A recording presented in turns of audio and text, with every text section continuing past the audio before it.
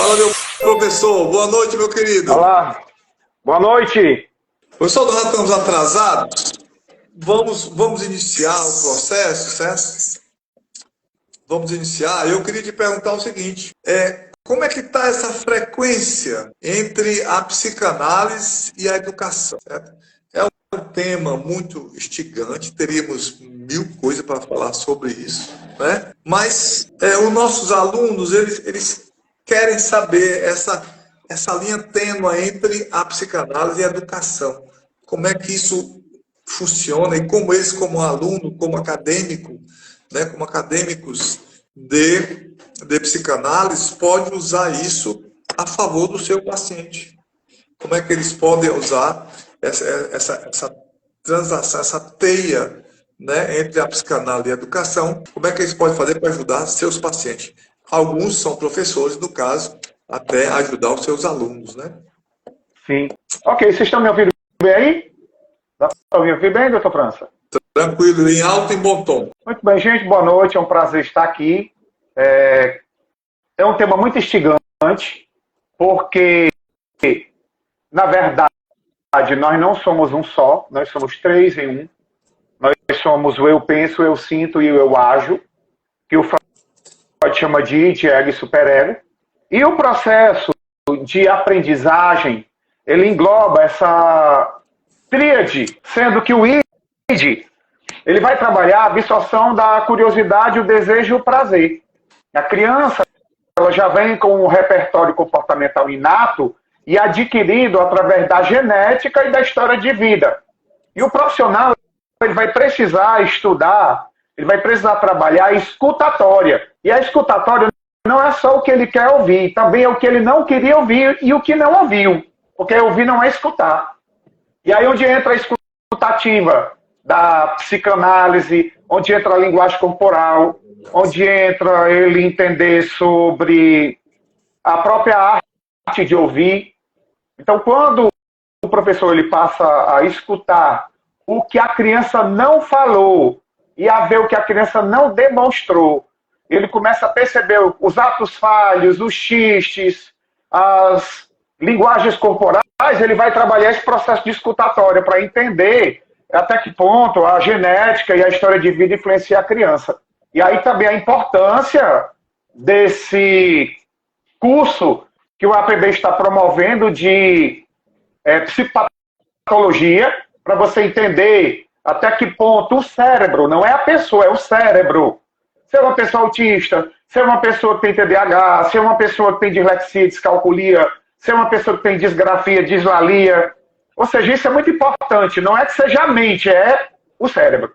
E aí o que é que acontece? Essa pessoa, que ela absorve essas sensações inconscientes, o ego dela, que é o sistema límbico, vai se esclarecer, trocar ideias, se preparar para o novo, através de uma coisinha chamada psicogênese da linguagem escrita, de Emília Ferreira e Teberoski. E aí tem a grande questão de que a criança ela não é ensinada, ela ensina a si própria, através de um processo de imitação, repetição e identificação. A identificação vem da área frontal, a repetição vem do sistema parietal e a imitação ela vem dos neurônios do espelho e também das memórias do cerebelo. E aí o que é que acontece? O ego ele vai ser o transformador da sensação em percepção, concentração, atenção, emoção, sentimento e memória, guardado lá no hipocampo, que vai ficar muito próximo à amígdala emocional. E quando o superego precisa, para ele executar o processo de função executiva, que é a área motora, decisória e autoconsciência, ele vai transformar essa memória guardada em crença e linguagem. Então, qual é o papel do professor ou de qualquer pessoa que trabalha com pessoas? Conforme Rubem Alves falou, escutatória, ensinagem e aprendizagem. A pessoa absorve sensação, digere sentimento e ela excreta crença e linguagem. E a psicanálise ela é fundamental, porque o id ele é totalmente consciente. A gente não tem consciência do que a gente absorve fora de nós. O ego ele é consciente consciente e inconsciente. Por quê? Porque a gente tem várias memórias dentro de nós, só que nós não sabemos quais são. E só o superego ele é consciente. Então, para você poder ter uma eficácia maior no trato com a pessoa, num processo transferencial, contra-transferencial, de um enquadre também, para que as pessoas, os alunos, não tenham aquele mecanismo de defesa do ego, para não resistir, não recalcar um conteúdo doloroso, que também tem a ver com os traumas, que também tem a ver com os assédios, abusos, é imprescindível que, além de fazer análise, o professor ele seja preparado com as metodologias da psicanálise para ele conseguir adentrar dentro do inconsciente e fazer com que a própria pessoa promova esse processo de aprendizagem. Dela mesma vai se libertar, porque não tem condição de ninguém libertar ninguém, uma vez que você não é senhor da sua casa, você é governado pelo seu inconsciente. Então, eu espero que eu tenha respondido. É assim que eu vejo. Muito bom, respondeu sim, né? Respondeu com muita maestria, né? Professor, me diga uma coisa. Como é que está essa relação da educação com essa nova geração, né? E como a psicanálise pode ajudar a entender esse processo? Psicanálise, educação, essa nova geração atual. Nós vivemos, hoje em dia, uma pós-modernidade. Uma modernidade líquida, onde aquela estabilidade antes, outrora, da modernidade, ela gerou um individualismo, relações líquidas, onde você passa a ser mercadoria e consumo. Então, hoje em dia, nós temos alguns fenômenos da pós-modernidade que assinalam uma crise do próprio sujeito. Por exemplo, a obsolescência programada e o consumismo. A obsolescência programada é quando um bem ele tem um tempo de vida útil e que pouco tempo a pessoa ela está comprando algo para o seu bel prazer. O que é que acontece? No período passado, havia o governo do superego. Então, a lei moral instituída pela família, o Estado, a igreja, as pessoas de mais idade, as pessoas, elas tinham a lei moral instituída, os nãos, onde o imperativo era não goze. Você só vai ter sexo quando casar, você só vai viajar quando aposentar, você só vai ter um bem quando você trabalhar. E hoje, no lugar das pessoas serem movidas pelo superego, elas estão sendo movidas por uma associação do id com o ego. Que a associação do ego com o superego, ele gera o princípio da realidade. E a associação do ego com o id gera o princípio da fantasia ou a pulsão de morte. Então, antes você tinha a moral, o direito, o civismo, a ética, a liberdade. O meu direito começa onde o outro acaba. E hoje não. Hoje as pessoas são movidas pelo desejo.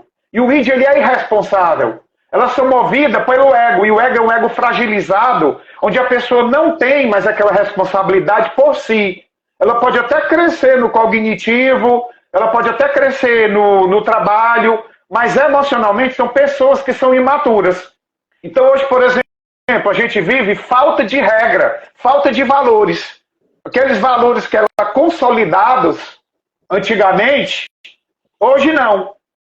A liberdade, no lugar de gerar uma equidade, ela gera uma libertinagem sem medida. Então a gente vive um período de falta de regra, de valorização, de um individualismo centrado no desejo. É o narcisismo adoecedor centrado no desejo.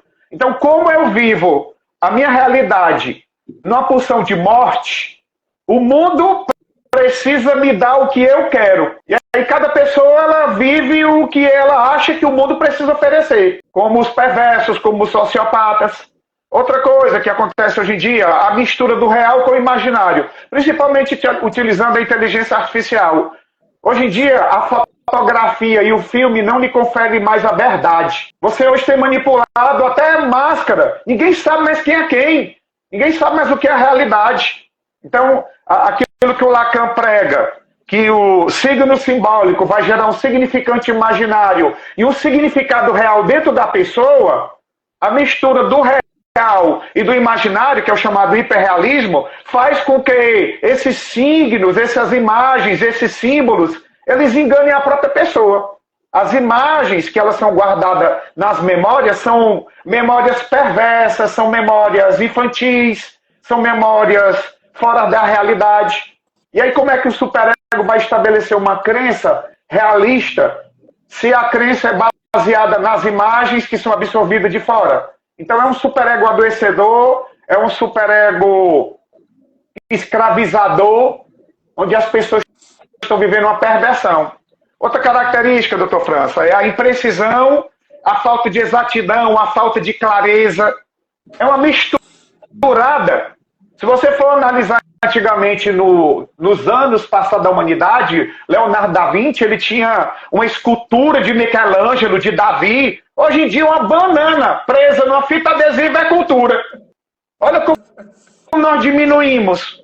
E a mudança tecnológica, no lugar de ela ajudar a pessoa a ela evoluir, ela está fazendo com que as pessoas entrem num período de mercadolização, coisificação social, alienação cultural, massificação do trabalho, política opressora, mensagem subliminar, desidentificação, rotulação. As pessoas estão entrando dentro de um artificialismo, de uma mecanização automática que elas não sequer nem estão vivendo o tempo. No lugar delas fazerem memórias na idade mais velha, elas curtirem a vida, elas nem sequer estão vivendo. A liberdade de expressão, de você expressar uma opinião, uma ideia e um pensamento, hoje em dia o medo impera. O medo impera.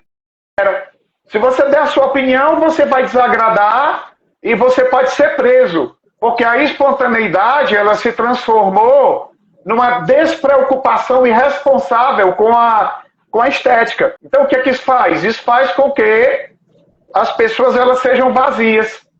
E é isso que a gente vai elaborar, a gente vai falar sobre a questão da educação na psicanálise.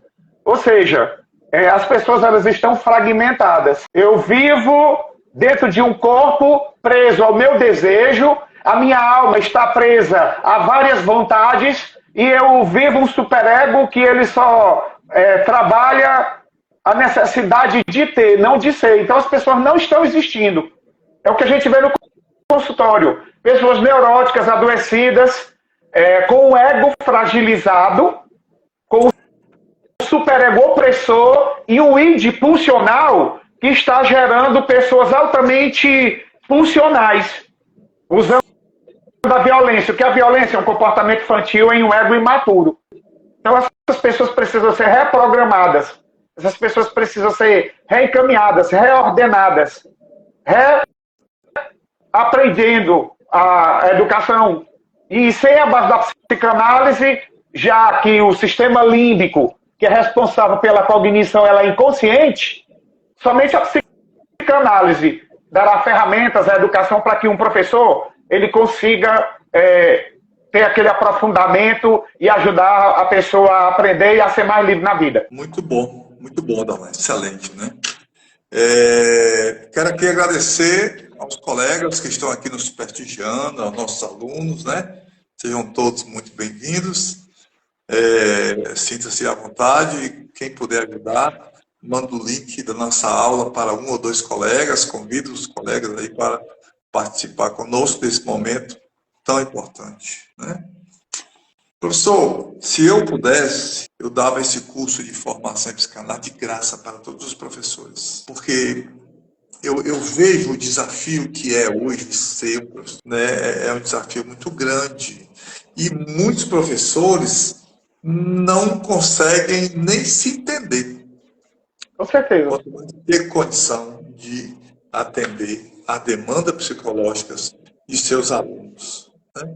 Então, quando eu vejo um professor se matriculando para fazer o curso de psicanálise, Eu fico muito feliz, isso muito me alegra, porque é mais um que a gente vai resgatar, que a gente vai transformar a vida dessa pessoa e ele vai ser um multiplicador de qualidade, né? Então, a psicanálise no contexto atual, ela tem condição de ajudar esses professores, de dar uma contribuição de forma que a gente possa botar lá a nossa gotinha d'água, né, a nossa gotinha lá da nossa contribuição para a transformação da dor, das angústias e aliviar a dor dessas pessoas? Com certeza. Antes de você trabalhar o adulto da criança, você precisa trabalhar a sua criança interna. Então, quando Freud falou que a criança ela tinha uma evolução sexual, quando ele falou que a criança ela tinha um prazer, quando ele falou sobre a questão das fases psicossexuais, do complexo de Édipo, isso foi inovador. A gente sabe que, por exemplo, na neurociência, nosso cérebro ele tem 5 áreas cerebrais: frontal, temporal, parietal, occipital e a insular. A área frontal ela tem a ver com a consciência da identidade. O temporal, o occipital e o parietal é o processo cognitivo. E a região insular é a função psicomotora. O que é que acontece? A gente tem na pedagogia 5 estruturas ou 5 trâmites que eles precisam ser sequenciados para que haja um aprendizado eficaz: conteúdo, didática, metodologia, currículo e avaliação. E esse conteúdo, didática, metodologia, currículo e avaliação precisa acompanhar o desenvolvimento cerebral. Então, o conteúdo ele precisa estar conectado com a área do superego, que é a área da identidade. Se você tiver um conteúdo que você não trabalhe o superego da criança, eu não trabalhe a área motora, não trabalhe a área decisória e não trabalhe a consciência da criança, esse conteúdo ele é uma despedagogia. Então, a primeira coisa que o professor precisa trabalhar dentro do seu conteúdo é trabalhar o superego da criança. As crenças, a linguagem. Então, o conteúdo ele tem a ver com o superego. O conteúdo tem a ver com a identidade. Já a didática, ela tem a ver com a área temporal. Por quê? Porque a boa didática é quando você permite o aluno ouvir, julgar e pensar sobre o que ele ouviu. E a nossa educação ela não favorece o aluno ele opinar. Ela não favorece o aluno debater com o professor em sala de aula. Geralmente você trabalha na parte do infantil, leitura e escrita. Mas você não trabalha em interpretação de texto com a criança que está aprendendo a desenvolver a arte da escrita. Outra coisa, o ego também vai trabalhar a parte do parietal, que é a parte organizativa, que tem a ver com a metodologia. Então, o bom conteúdo é aquele que trabalha a identidade da criança. A boa didática é aquela que favorece a criança ouvir, julgar e interpretar. A boa metodologia é o assunto importante, porque a área do parietal ele tem a ver com a seriação, a organização, tem a ver com a numeração, com a classificação, coordenação, tem a ver com a organização da vida. O occipital tem a ver com a visão de compromisso, que é justamente o currículo. O currículo ele precisa ter uma visão de compromisso juntamente com o professor. Ele não é um professor com um aluno sem luz. Nós estamos ali juntos para aprendermos juntos. E a avaliação, ela precisa ser motivadora. Ela não pode ser punitiva. Então, o que a gente percebe hoje em dia? Conteúdo que não trabalha a identidade do aluno, do superego. Didática, não trabalha o julgamento. Metodologia, não trabalha o assunto importante, porque às vezes o aluno diz assim, cara, para que eu fui utilizar o teorema de Pitágoras na minha vida? Tem tanta coisa que você aprende no colégio que você não usa, e muita coisa que poderia usar que você não estuda. E também o ego não tem aquela visão de compromisso. E no final das contas, o ID, ele também não tem a motivação. Vou lhe dar um exemplo. Como é que é lá fora? Lá fora, quando a criança chega, ela é trabalhada a consciência dela. Olha, você é fulano de tal, ali é fulano de tal, ali é fulano de tal. Quando ela vai estudar, ela vai aprender a ouvir, interpretar e julgar. Quando ela vai entrar no ensino fundamental, que ela pergunta alguma coisa, os professores dizem o para que ela precisa fazer aquilo. No final do ensino médio, ela já é encaminhada para o que ela quer fazer e ela é aplaudida, ela é uma criança que é incentivada. Olha aqui como é no Brasil. Primeira coisa que todo professor de educação infantil faz é enganar a criança. Vamos cantar, vamos pular, vamos cantar, vamos pular. É estrelinha, é cola colorida. Engana a criança, faz um show de carnaval no Infantil 1. Aí, depois que a criança fica, ai meu Deus, como a escola é legal, aí vem a castração. Você não vai ter mais cola, nem tesourinha, nem estrelinha, nem cola colorida. Agora você vai ler o livro sem figurinha. É o trauma da alfabetização. Eu não vou mais cortar com tesoura? Vai não. Não vai ter mais colinha colorida? Não. Não vai ter mais festinha? Não. Agora você nem pode levar brinquedo para a sala de aula. Quer dizer, você favoreceu o ID e depois teve um super ego opressor sem o trabalho do ego. Quando ela está no fundamental que ela pergunta, tia, para que eu estudo isso aqui? Aí a professora diz, menino, cala a boca, que nem eu sei. Vai só estudar e deixa de perguntar, que aqui não é local de ficar perreando a gente, não. Tem professor que não tem nem plano de aula. Quando chega no final do fundamental, aí vem o julgamento. Tu tá sabendo, né? Que no próximo ano tu vai pro ensino médio. E quando termina o ensino médio, a pessoa não sabe quem ela não sabe o que é importante na vida dela, ela não sabe interpretar, ela não sabe julgar, ela não sabe o que quer na vida dela. E muitas vão ser só aviãozinho do tráfico. Agora, por quê? Porque o sistema, a começar lá de cima do poder, não quer que as pessoas sejam pensantes. O povo precisa ser doutrinado com pão e circo.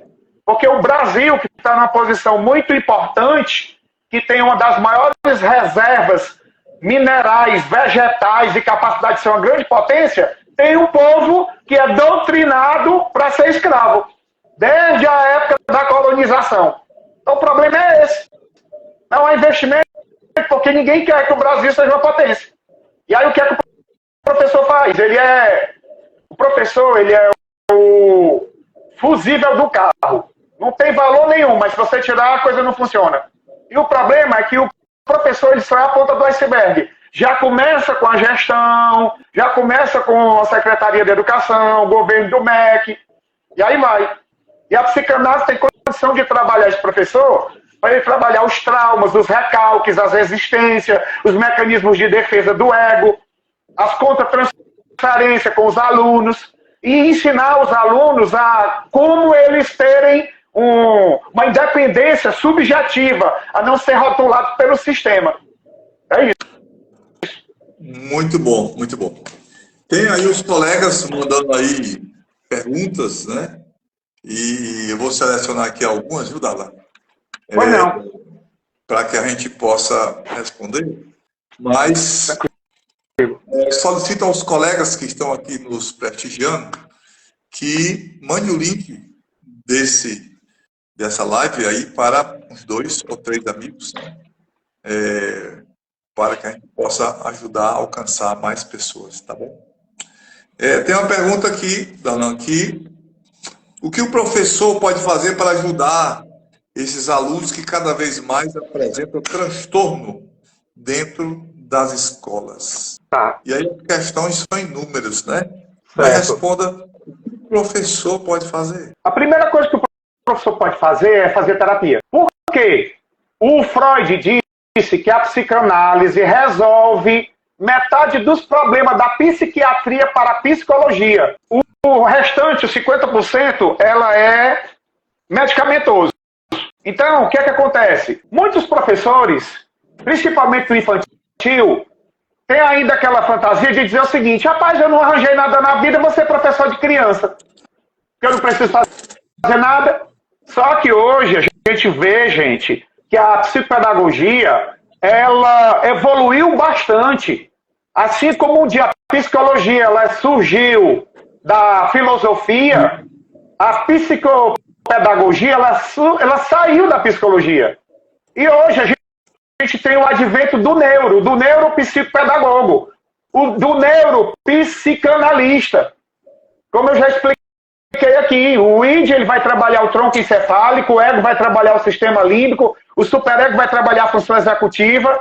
Então, quem não tem esse conhecimento, e principalmente quem não se trabalha, você vai reproduzir o modelo mecanicista de uma gestão fraudulenta, de um currículo oficial, e não vai conseguir gerar um entendimento. Então, a primeira coisa que você precisa trabalhar, professor, você precisa trabalhar o seu autoconhecimento, você precisa se conhecer. É fazer um curso de programação neurolinguística, é fazer um curso de psicanálise infantil, como aqui no IAPB a gente tem, é fazer um curso de especialização em psicopatologia, é ler livros sobre linguagem corporal.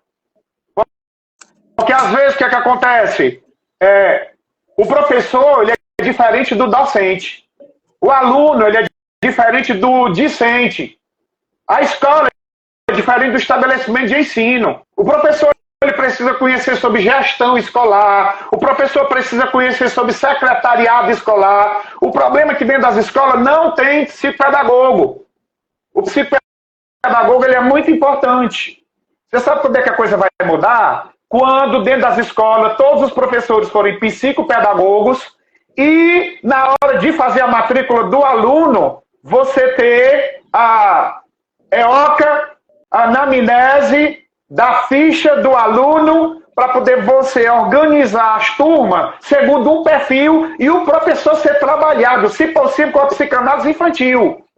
Lê Melanie Klein, lê Donald Winnicott, lê Anna Freud. Como é que você quer trabalhar com criança se você não entende nada disso? E principalmente a questão do psicopedagogo, que hoje em dia as pessoas... Olha, livros, você encontra hoje em dia na internet uma palavrinha mágica chamada download PDF. Você coloca lá, livros sobre linguagem corporal ou linguagem não verbal, você vai encontrar vários livros. Eu já montei a minha coleção aqui. Agora, gente, todo mundo bebeu do Freud. Todo mundo. Quem não entender da psicanálise não vai conseguir entender como é que acontece o aprendizado. Os mecanismos de defesa, entender a questão dos traumas, dos abusos, a questão das crianças que foram vítimas de violência doméstica, os transtornos de externalização. Olha, se você participasse de uma aula que a gente tem aqui sobre neuropsicanálise, você ia ver que a neurociência ela confirma o que a psicanálise já falou há mais de 130 anos sobre o desenvolvimento do Freud. Aquele livro do projeto do Freud, ele conseguiu mostrar como é que a psique funciona explicando neuronalmente. Então está faltando isso para o professor. Está faltando o professor se tratar, está faltando o professor fazer análise pessoal, está faltando o professor entender psicanálise infantil, está faltando o professor ter um conhecimento mais aprofundado de como trabalhar o aluno em sala de aula. Porque se assim não for, você só vai reproduzir esse modelo de coisificação social, massificação do trabalho, alienação cultural, política opressora, desidentidade, rotulação. E tudo isso acontece também porque hoje a gente tem um aumento populacional, a gente tem os meios de comunicação, a gente tem a questão da lei antimanicomial, que fazia com que muitos pais que tinham os filhos atípicos não entendessem. Olha, eu, por exemplo, gente, eu tenho autismo leve, eu tenho TDAH, eu tenho TOD, borderline, e eu sou o que eu sou. Eu sou psicólogo, psicanalista, psicopedagogo, psicomotricista, tenho várias deformações acadêmicas. Agora, eu tive uma família que me amava. E sem a família como apoio, aí o negócio não dá certo. Porque como é que você vai construir uma casa na areia? A própria família precisa também ser trabalhada. Você já observou que as principais pessoas que precisam ouvir sobre aquilo que a gente fala são os pais de aluno? Aqui só está ouvindo gente interessada. Os principais que precisam querer ouvir nem estão na live. E são aqueles que pensam assim, não, eu não vou ouvir não, porque se eu ouvir, eu vou me sentir responsável, porque eu vou saber o que preciso fazer. Mas não se preocupe não, que a consciência também vai arder, dele saber que foi omisso, de que podia ter feito alguma coisa e não fez. E não vai arder nem agora não, é quando ele estiver lá no final da idade. Quando o Freud disse assim, um dia tu olharás para trás e verás que os melhores dias foram aqueles que tu lutaste. E se tu não lutou? Então fica aí a dica. Muito bom, professor. Parabéns. Muito bom. A Sandra está radiante aqui, a Sandra. Sandra, um abraço para você, amiga. Muito bom, professor. Colegas, sejam todos muito bem-vindos. Bem, os amigos continuam chegando aí, que vieram nos prestigiar. Agradeço demais a presença de todos vocês. Aqueles que puderem, compartilhe o link, convide os amigos para participar desse momento conosco, tá bom? Sendo muito rico. Professor, como está hoje a psicanálise dentro do contexto atual? Né? Se modernizou? Explica aí para os alunos aí, que é bom ele ouvir de você, né? Como é que está a psicanálise dentro do contexto atual? E as novidades, né? Porque você está escrevendo vários livros, né? Depois eu queria que você falasse um pouquinho para nós sobre os seus livros, né? E por que esses livros, né? Como o livro foi feito, como assim? Como você teve a ideia de lançar esses livros? Muito bem. A psicanálise, eu vou comparar, é claro que é um nível bem menor, com o Evangelho de Jesus. Por quê? Porque é aquela velha novidade. É uma velha novidade. Você pensa que já viu, você pensa que já leu, mas todas as vezes que você lê, você vai aprender algo de novo. Você vai aprender algo novo. E a gente precisa perceber o seguinte, gente. A maioria dos psicólogos e psicanalistas ou foram católicos, ou foram pessoas religiosas, ou foram judeus. Você não vê nenhum ateu. Porque o maior psicólogo, o maior psicanalista foi Jesus. E ainda é. Interessante que a psicologia ela bate tanto na questão da crença. Dentro do site você não pode falar de religião. Mas religião significa se religar, se reler e se reunir. É algo psicológico. Tem a ver com as crenças, a mudança de crença. Eu acredito em mim, eu acredito no outro. Então, hoje em dia, a gente fala em termos de psicanálises. Cresceu muito o mercado, assim como tem pastor e pastorador do dinheiro, você tem psicanalistas e psicanalistas de canalha, que são pessoas que só querem dinheiro. O CRP, às vezes, ele bate em cima, que é o Conselho Regional de Psicologia, bate em cima de determinados coaches, de determinadas pessoas que não têm formação, que não têm respaldo moral e que enganam a população.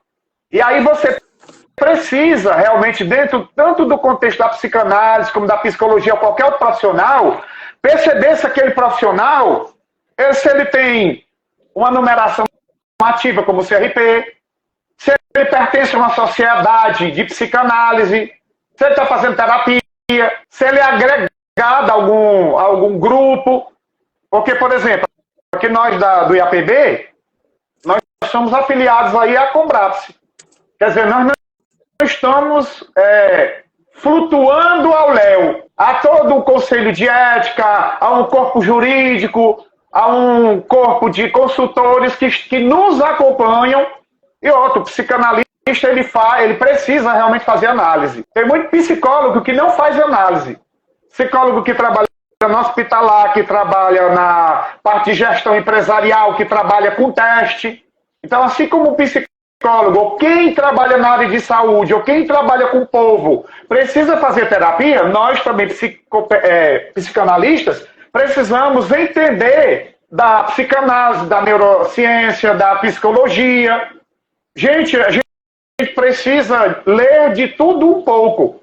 Conheça todas as práticas, saiba todas as teorias e no final seja você mesma. E além disso, a gente precisa ser uma pessoa responsável, ética, ordeira, com um bom testemunho, pagadora dos compromissos.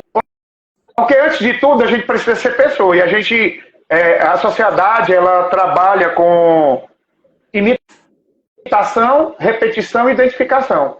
Então, existem hoje em dia vários tipos de institutos, existem hoje pós-graduações em psicanálise, e o Freud já alertava para ter cuidado.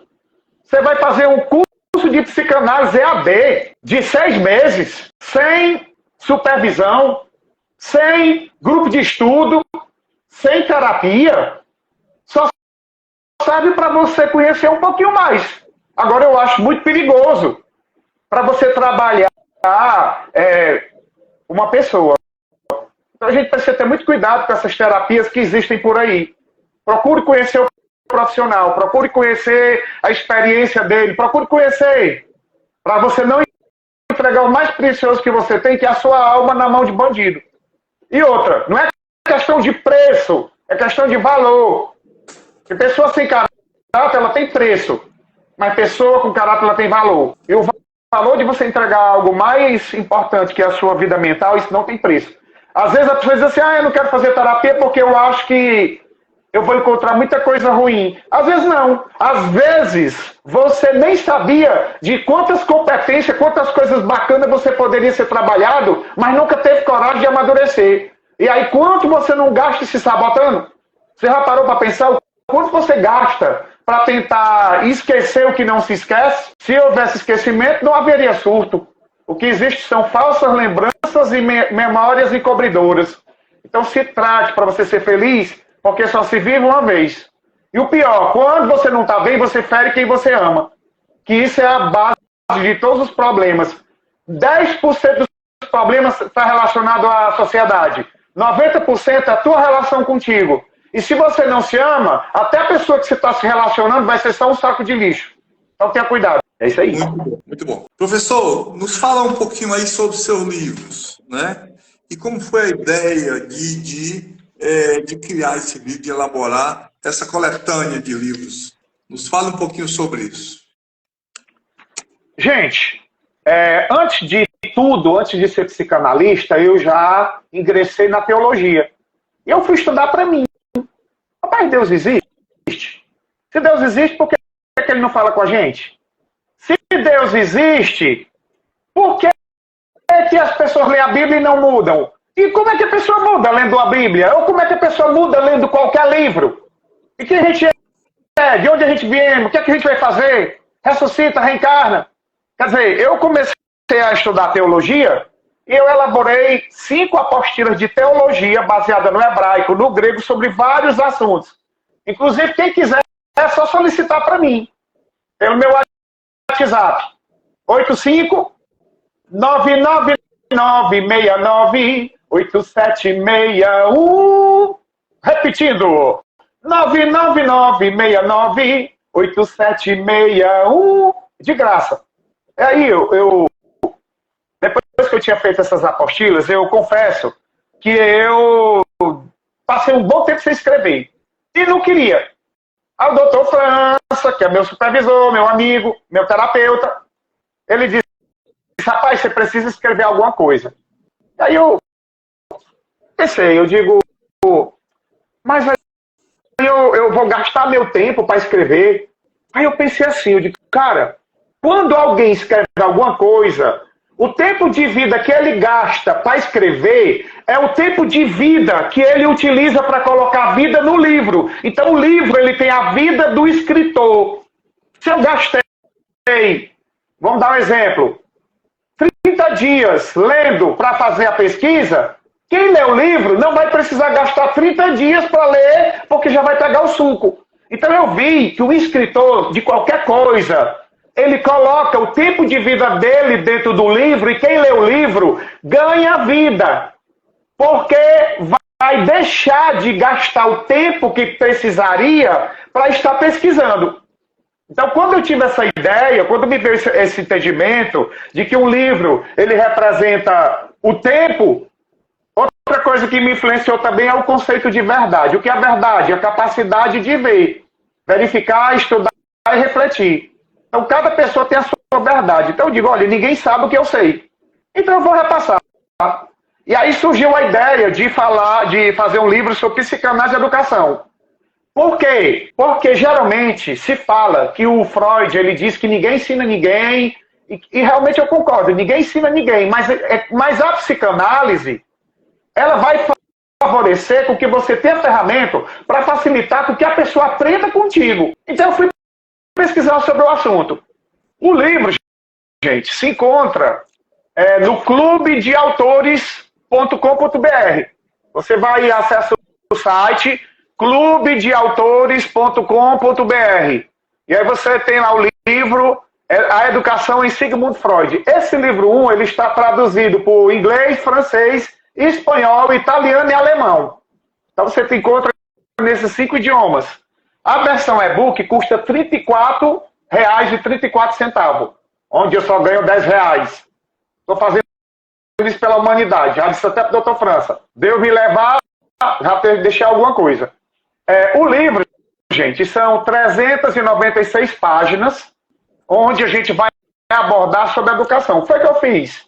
Eu fui ler as obras do Freud, e aonde o Freud falou sobre educação, eu fiz um fichamento bibliográfico e comecei a pesquisar o assunto baseando-se nos capítulos do livro. Por exemplo, no primeiro capítulo da obra do Freud, ele fala sobre as publicações pré-psicanalíticas e esboços inéditos. Então, eu vou ler aqui para vocês o que foi que eu pesquisei sobre educação. Como é que o livro funciona? É assim, a gente tem os capítulos de 1 ao 23, onde eu vou fazer o fichamento, e você vê o fichamento que eu selecionei, e no final de cada capítulo eu escrevo assim, ó, a despeito dos acontecimentos, podemos entender que a visão de Freud sobre a educação agregava algumas premissas.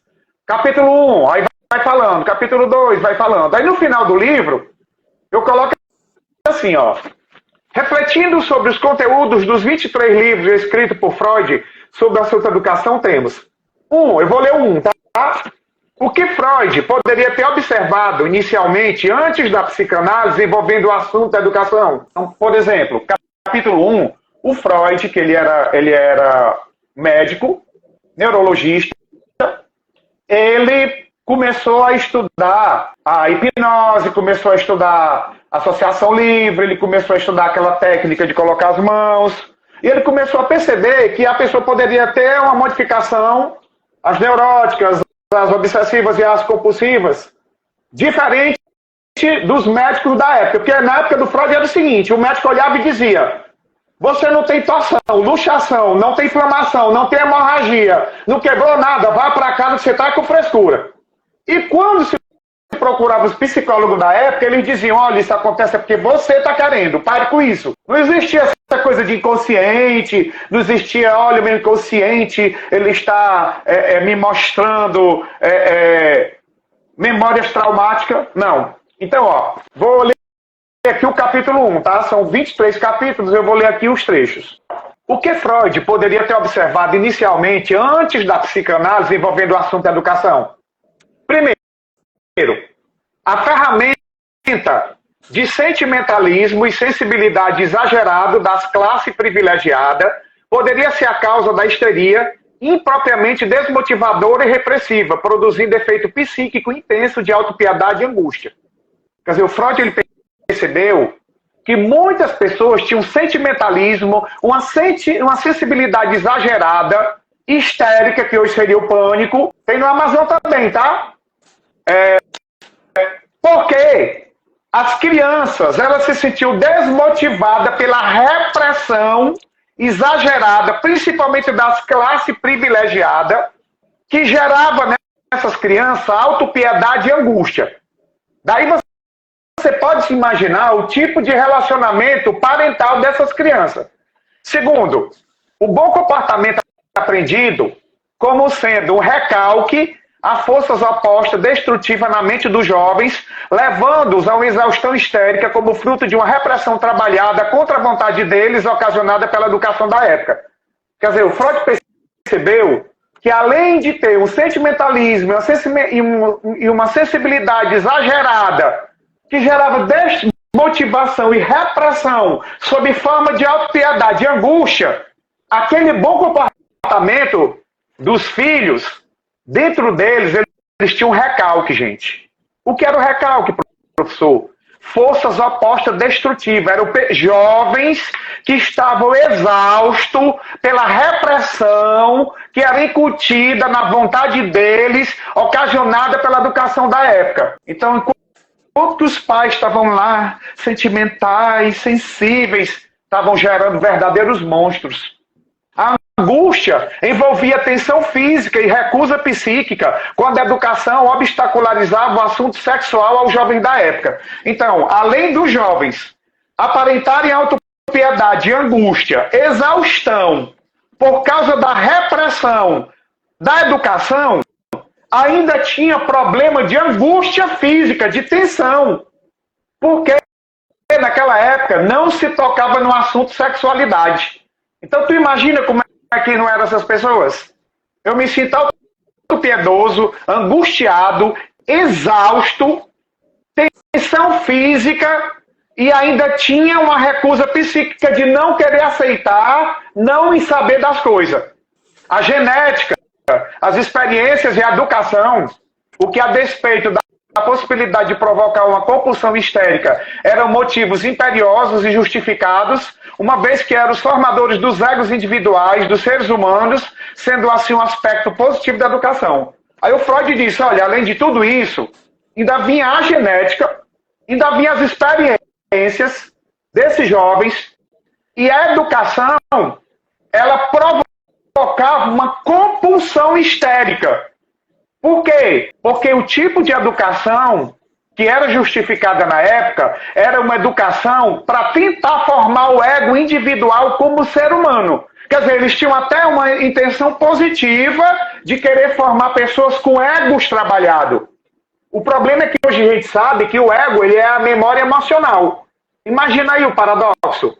Eu estou querendo doutrinar o teu superego através de uma lei moral exaustiva, formando um superego opressor, mas ao mesmo tempo eu estou formando um ego imaturo, cheio de trauma, porque as pessoas não entendiam que a educação ia mexer primeiramente com o aspecto cognitivo. O que mais que o Freud fala? Era normal que a satisfação oriunda do desejo poderia ser associada a uma reflexão específica por meio da educação, onde a expectativa era descarregada em atividade motora pelo aprendizado oriundo da percepção, o que é outro fator positivo. Ou seja, o Freud dizia o seguinte, olha, essas pessoas que tinham a sua genética, que tinham as suas experiências reprimidas, que tinham esse processo de educação impetuoso, a satisfação do desejo deles, ela era bloqueada por uma reflexão da educação, onde eles utilizavam a educação como uma forma de tentar descarregar em atividade motora a percepção como um fator positivo. Ei, vamos fazer o seguinte, vamos botar essas crianças para fazer educação física, vamos botar para fazer atividade laboral, vamos preencher o tempo dela. Vamos colocá-las, como se diz hoje, em tempo integral. Só que você só faz o quê? Você só vai fazer o quê?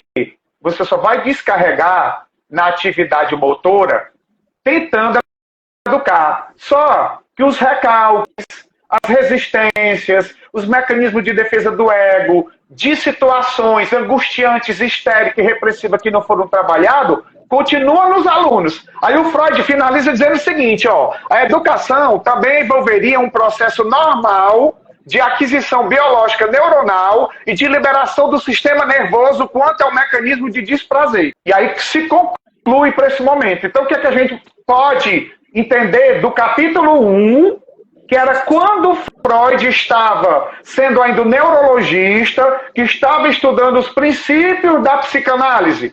Ele percebeu que o sentimentalismo, a sensibilidade, a repressão estava gerando um problema de histeria, estava gerando uma angústia, uma tensão física, uma compulsão, aonde a educação queria descarregar isso em termos de atividade motora e que gerava todo um processo negativo. Agora, pontos positivos.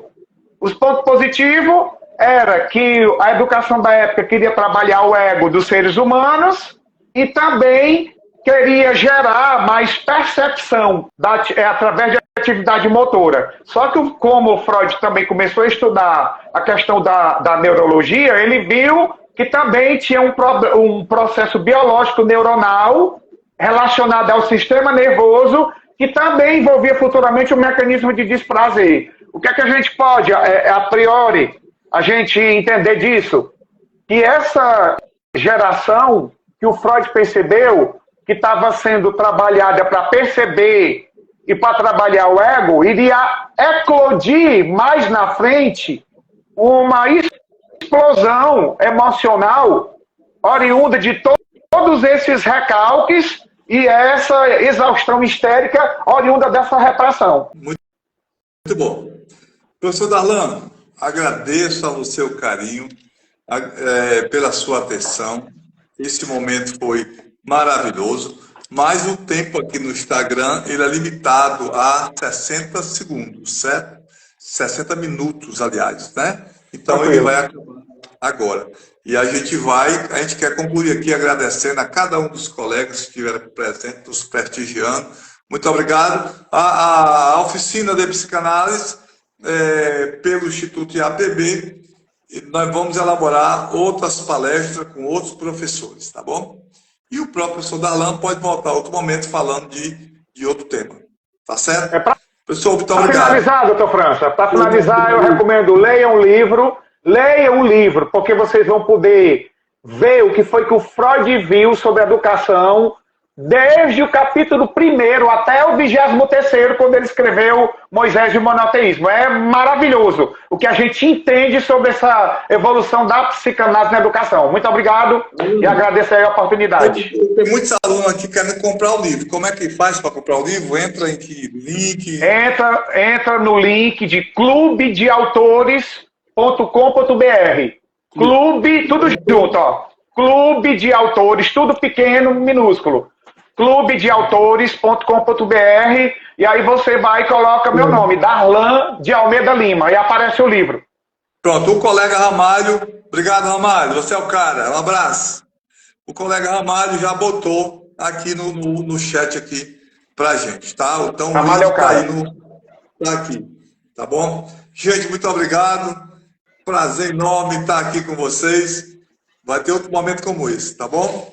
Um grande abraço, boa noite a todos e até a próxima. Obrigado. Obrigado, professor. Tchau.